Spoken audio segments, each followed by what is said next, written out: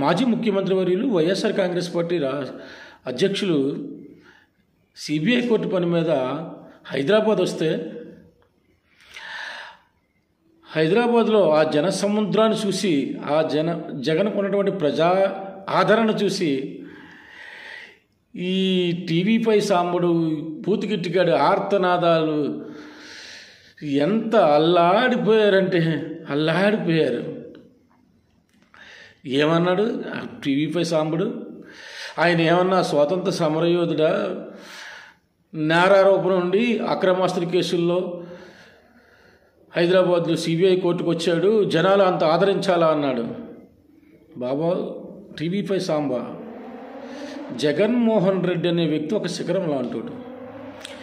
Is a crowd puller.